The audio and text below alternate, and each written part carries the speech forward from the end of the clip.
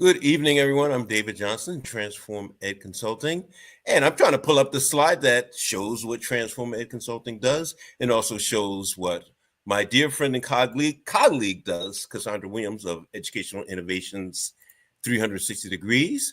And I think I have it right there. But in the meanwhile, let me introduce our guest or say hello to our guest. Hello, Amity. How are you? Hi, I'm doing well, David. Thanks so much. I'm excited to be here. And tell us where you are in the world. I am outside of Washington, D.C., in a little place called Accokeek, Maryland. And your name, Amity. What's the meaning behind that name? Sure, it's usually described in a political sense, like the friendship or amicable feelings between two countries. So the amity between England and France, for example.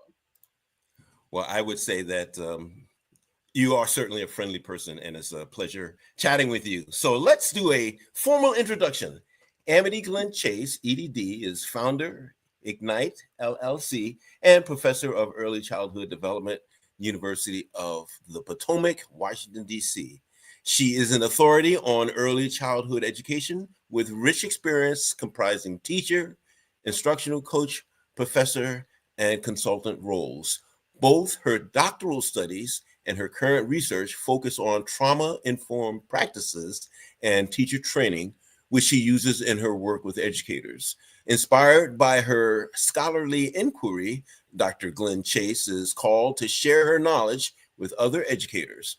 Her objective is the seamless integration of trauma-informed practices with all facets of teacher preparation and leader development. By underscoring this approach, she helps ensure children and educators receive support vital to their holistic development and long-term success. I'm very impressed, and I know I'm going to learn a lot from you, and I'm sure our audience will too. And the first thing that we need to learn here is what in the world is trauma-informed, period? What is trauma? What is trauma? Great Yes, question. ma'am. So a lot of times when people ask what is trauma or trauma is, what they're usually referring to is the ramifications of a traumatic event. So a traumatic event, for example, a hurricane or the fires in LA, that's a traumatic event for some people. Trauma is the physical, mental, and emotional distress that follows a traumatic event. Excuse me. That's it. Well, that's not it. It's more complex than that, but that's the simple answer. Now I'm thinking back to other things that I've taught and have done and know. And the word that comes to mind is stress. Stress is neutral. It's only when we say distress that it becomes a bad thing to us. Or we could even say eustress, where the stress is good. Will we say trauma is the same way? That it's the term trauma is neutral, and it could be interpreted. It could be interpreted differently based upon the effect of trauma. That is an intriguing question. And you're absolutely right. When we say stress, we all like our connotations usually go, oh, stress is bad. Yeah. But stress is really useful to us. Eustress, great stress, happy, excitement. Yep. Stress is a normal part of life. But when it veers into traumatic stress, which has ramifications on our physical health, on our mental health, that's when we can call it traumatic stress, when it's measurable over time. So again, it's not the event, it's the effect of the event. Absolutely. So traumatic stress is very subjective, meaning, David, you and I can go through the same exact experience. Okay, let's say both of our parents got divorced when we had at a young age, right? To me, I grow up, it's fine. You know, I have two different households, no big deal. That's not traumatic. What is traumatic? Maybe when your parents split, you had a fractured identity. from the divorce. So two people can go through the same event, but it's the outcome of the event that really decides whether or not it was traumatic. Mm-hmm. How did you become interested in this topic? Oh boy. So I was a child who was affected by trauma. When I got into education, which was actually by accident, my first year teaching, there was a student. I can't share his name because of confidentiality. Mm-hmm. But this child brought out a lot of my own traumatic stress that I was harboring. And he brought his own traumatic stress to the classroom. And I followed the textbook. He does this, I do that, kind of the common behavioral management, classroom management strategies that we were all taught in teacher preparation, and none of it worked. None of it worked, David. This boy had me crying in the closet every day. So it was this child who got me into researching about trauma-informed practice, and I have been dying on this hill ever since. You remind me of myself and other educators and other people, I'm sure, where when you say, what's the expression? Necessity is the mother of invention. Necessity is the mother of invention. You saw a need there for you, that you needed to learn more about this child and the effect that child's trauma had on him or her, and so that led you to learn more about it and to say about it. Yeah, I've done somewhat the same thing, become an expert on something because I needed to know in order to be successful in teaching or whatever it was I was doing. Yeah, and this was back in 2010 when I first started teaching in DC public schools. And since then, I've been in various roles, and it has shocked me since 2010 how many educators haven't heard or learned about trauma-informed practice. We have 3 bullets here, and we could keep going, I'm sure, but perhaps we ought to stick with the agenda. What do you think? Okay, I'm down. So our 3 agenda items are: what is trauma-informed practice? Why is it crucial for teacher preparation? What would it look like in practice? So where would you like to start, ma'am? Let's start at the beginning. Okay. What is trauma-informed practice? All right. What is it? Well, we only got 30 minutes, right?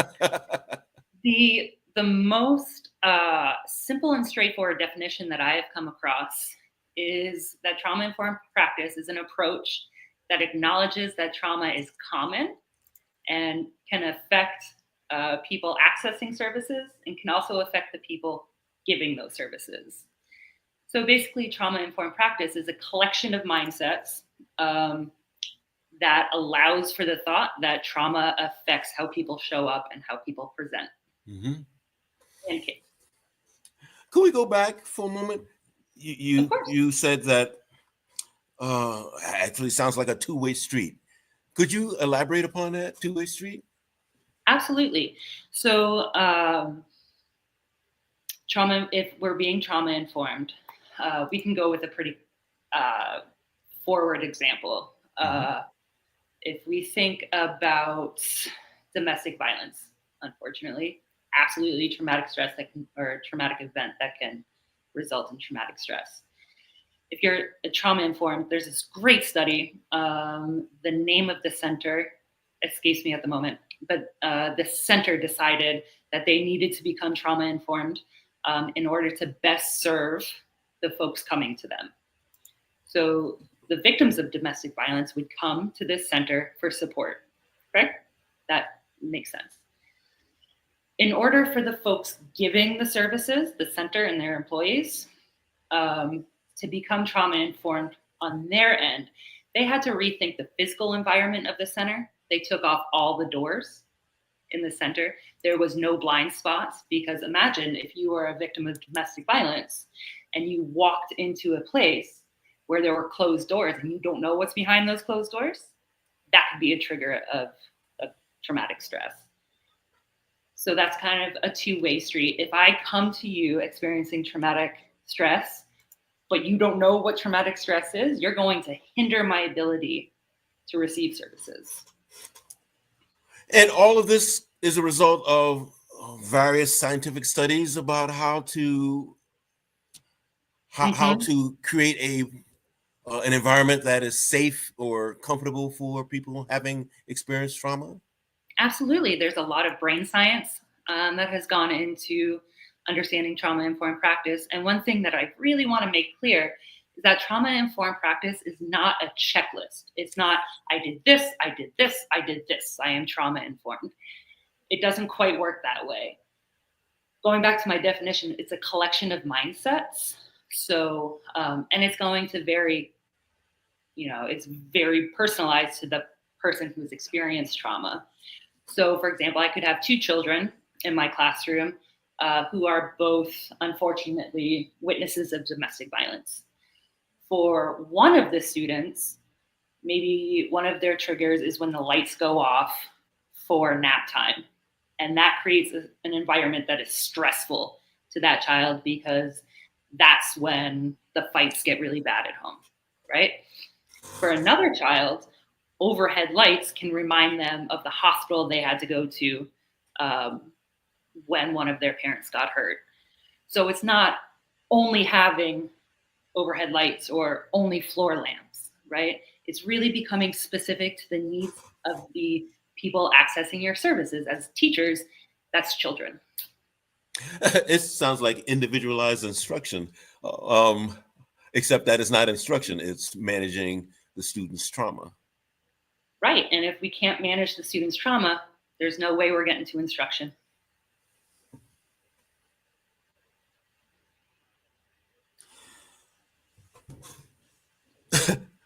The next bullet we have here is, why is it crucial for teacher preparation?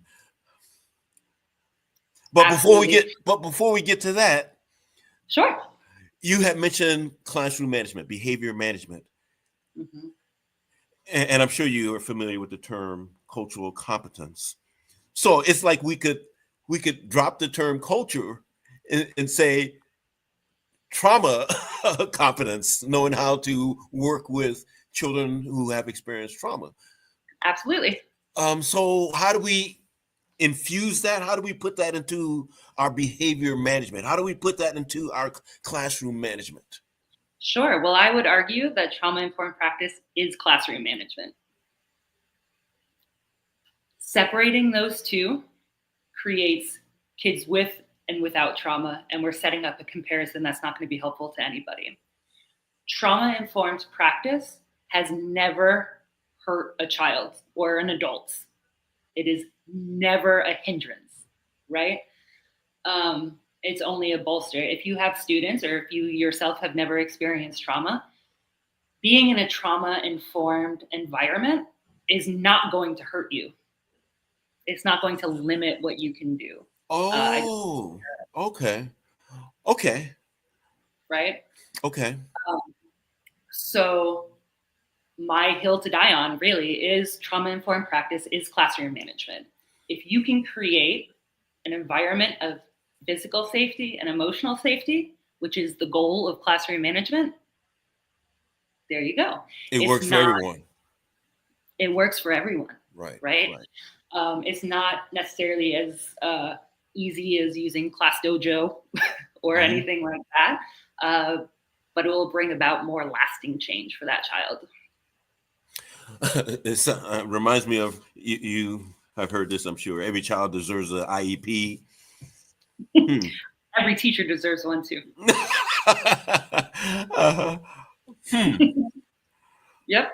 Okay. So that kind of brings us back to why it's crucial for educators to learn about trauma-informed practice in their teacher preparation program. Okay, go on.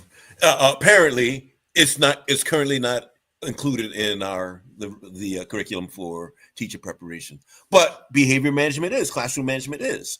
So what's happening? Where did it fall down? Ooh, where did teacher preparation start failing teachers? Any educator who's watching this is like, oh boy.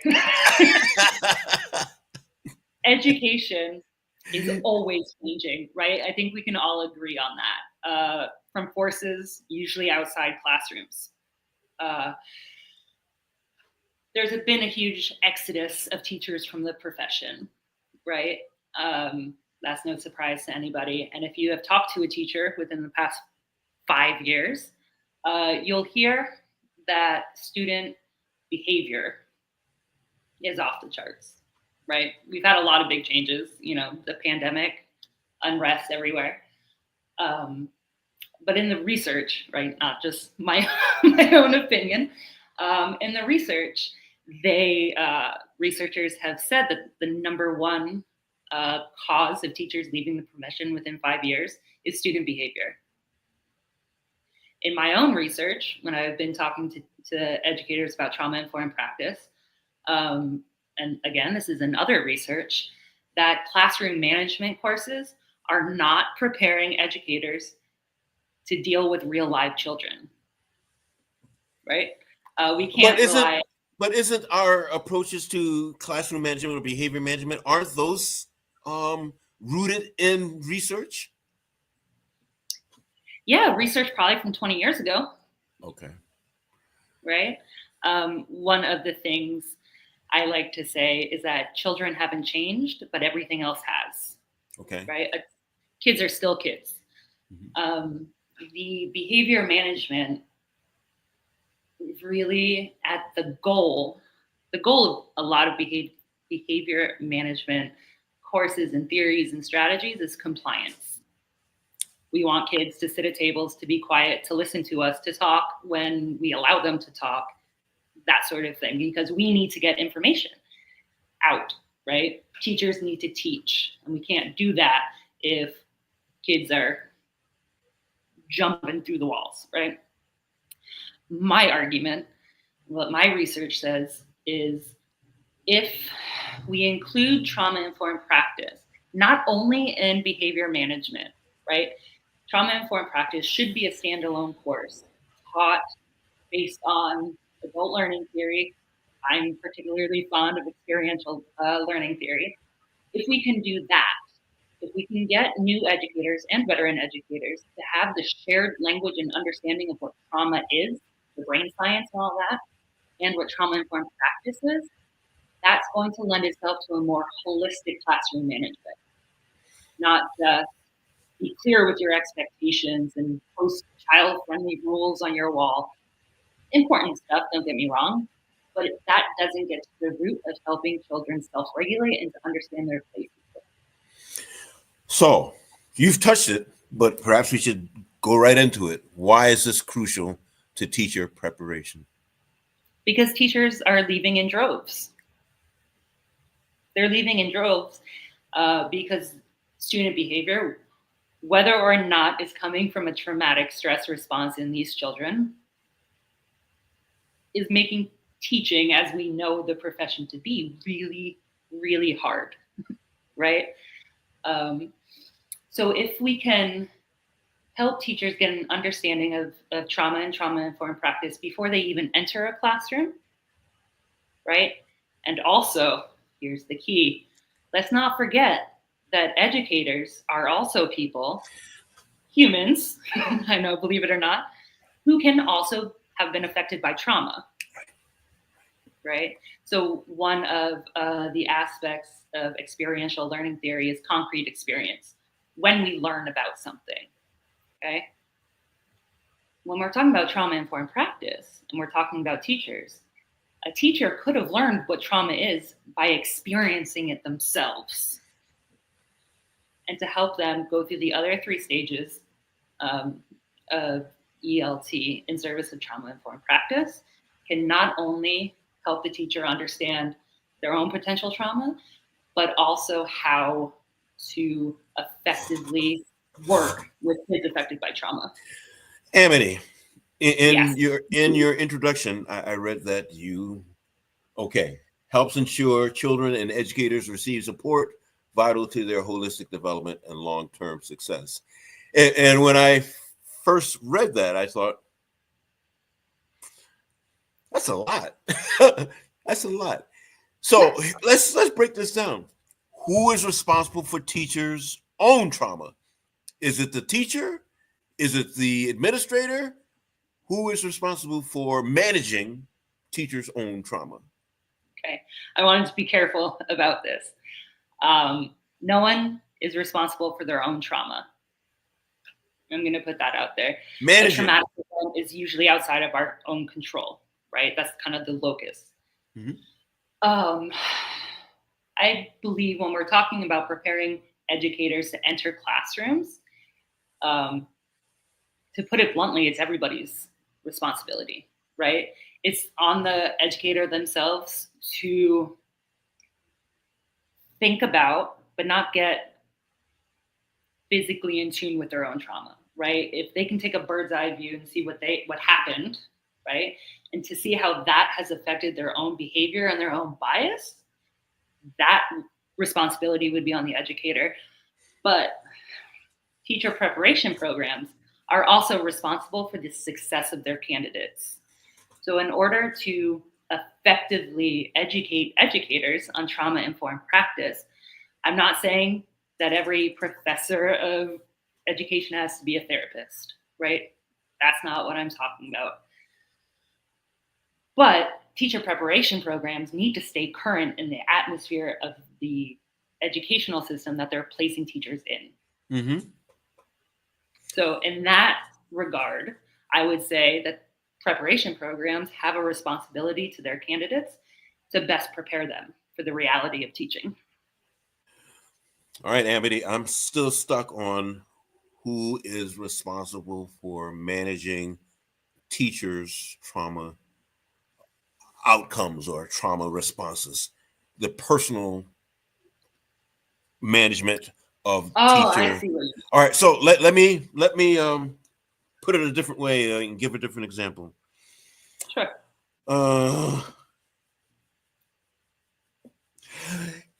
Earlier, before we went live, you and I were talking about who has experienced trauma. And you made the point and lifted the finger. Not everyone has experienced trauma. See? Trauma is not just a bad day. So would you elaborate on who experienced trauma? And you did make a point earlier about we don't all have the same response to trauma or to this, even the exact same trauma. So it would be a generalization to say everyone has experienced trauma. So talk about who has experienced trauma. Sure. Or even what trauma is, the types of trauma that persons might have experienced. All right, in 7 minutes, let's go. Okay. Again, we need to make sure that we are separating a traumatic event from the traumatic stress. Okay. Right. So back to the example of our parents getting divorced, right? Mm-hmm. A divorce can be traumatic for a child, but it also cannot be, right? The outcome on a person's health is what determines if an event is traumatic or not. Okay, there's a ton of research around ACEs, adverse childhood events. That will have to be another session, David. Research shows that roughly 60% of American adults have experienced at least one adverse childhood event. Okay. In the cases of people of color, it's usually higher. Okay. They say at 3 ACEs, if you have 3 ACEs, that's when the traumatic stress can really become like a health issue. Okay. It's become very, very buzzy for folks to say, I've been traumatized, or that's traumatic. And I urge everybody not to use that language in a flippant way. Okay. Having a bad day is not trauma. Bar none. So there are adults, there are children who don't experience trauma. And that's great news, right? That's great news. But going back to what I was saying, trauma-informed practices has never hurt anybody. Okay. So if there's a child or an adult who hasn't experienced trauma, that's great. They're still going to benefit from the emotional and physical safety that trauma-informed practice hopes to build. I'm watching the clock, and we have one more bullet, and this is going to be a good one. What would it look like in practice? Sure. So, in my research, I am currently looking at the use of ELT, experiential learning theory, in teaching trauma informed practice to future educators. So, there are four kind of stages that Kolb, the guy who came up with the theory, posits that a learner has to go through in order to have true knowledge of whatever it is we're learning, right? So, concrete experience. And what I'm saying is that teacher preparations can use ELT, use the model to create a course in trauma informed practice. It best aligns kind of with the core concepts. So, concrete experience, what is trauma, the brain science, and also if a candidate has experienced trauma, for them to realize the extent to which it has affected them, right? So, in a teacher course, you can have, say you have 10 new teachers learning about trauma informed. Two of those candidates have experienced trauma. Maybe they haven't learned that it was trauma and they haven't really realized the effect that it has had on their health. Okay. So you got 2 people who have experienced trauma and 8 people who have not, right? So that concrete experience is different already for these folks in this course. So concrete experience, what we learn about, the brain science, the shared language, all of that. Then we move into abstract conceptualization, which is we kind of look at it from afar, right? So this could include things like guided observation of classrooms, right? Through a trauma-informed lens. Then we keep going through the stages. We get to reflective observation, which helps center the knowledge in our own lives, right? So this could be journaling or analyzing the effectiveness of our relationship with children in our student teaching. Then we move to active experimentation, where we try new strategies, because trauma isn't the same, or traumatic stress is not going to manifest the same in every child. So we keep going around that loop, and we grow as professionals. Now, would you say, is that what's happening in the classroom in real time, or is this the preparation, the teacher preparation? That's how I would create a trauma-informed course in teacher preparation programs. Okay. Yeah. I see. Wow. Amity, we could go on. And the funny thing is, you have only 3 bullets. Those 3 bullets encompass a lot of conversation, and we could do more, I am sure. I have so many more bullets. Yes, and you have a wealth of knowledge to share with us. So, ma'am, if you could put all of this into a nutshell, what would be the takeaway you'd like people to have? That trauma-informed practice is more than simply being nice to children. Mm-hmm. That's what I want folks to understand, and that it is intentional and kind, and something that teachers desperately deserve to learn and to incorporate in their practice. Mm-hmm. Okay. And what would be your call to action? What do you want people to do with this knowledge that you've provided us this evening? Sure. I have a couple, if that's okay. Mm-hmm. Number one, if you're interested in this, find me on LinkedIn and shoot me a message. I love talking about this and helping. Number 2 would be, if you're an educator or getting into education, definitely check out the National Childhood Stress Network. Sorry, the acronym. Mm-hmm. They do amazing work around trauma-informed practice with little kids, Mm-hmm. and up through adolescence. And number 3 is check out SAMHSA, the Substance and Mental Health Services Administration. They are kind of on the forefront of research into trauma-informed practice. Mm-hmm. Well, it's been a real pleasure speaking with you. And you did mention that people could find you on LinkedIn. How else could they find you?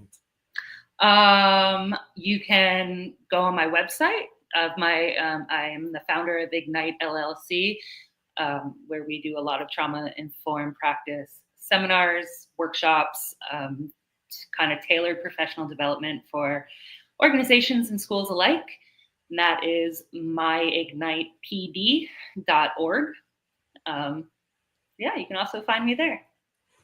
Well, Amity, it's been a pleasure having you as a guest, and thank you for being our guest. And thank you to our audience who spent the evening with us. And I look forward to having a further conversation with you.